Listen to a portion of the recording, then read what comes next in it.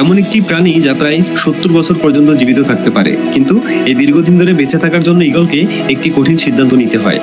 কারণ 40 বছর ধরে বেঁচে থাকার পর ঈগলের পায়ের নখগুলো খুব বেশি শক্তিশালী থাকে না, যেগুলোর মাধ্যমে সে শিকার ধরতে পারবে। তার পাখাগুলো এতটা মোটা হয়ে যায় যে বেশিক্ষণ আকাশে ওড়া তার জন্য কষ্টসাধ্য হয়ে পড়ে। আর ঠিক এই কারণেই 40 বছর বয়সের পর ঈগলের কাছে দুটো অপশন থাকে। প্রথমটি হলো সে এভাবেই মারা যাবে, আর দ্বিতীয় অপশনটি হলো খুবই ব্যথা ও বেদনা সহ্য করে নিজের পরিবর্তন ঘটানো।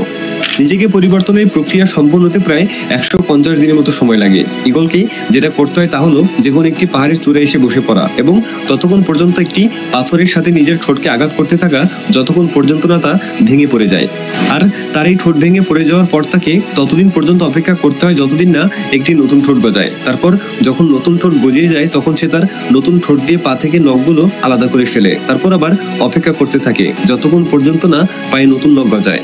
এবার যখন তার পায়ে নতুন নখ গজিয়ে যায় তখন সেই নখ দিয়ে তার পুরনো পালকগুলো শরীর থেকে আলাদা করতে শুরু করে। তারপর যখন সেই পুরনো পালকগুলো ঝরে গিয়ে নতুন পালক গজায় তখন সম্পূর্ণভাবে ঈগলের নিজেকে পরিবর্তন করার চ্যালেঞ্জটি শেষ হয়।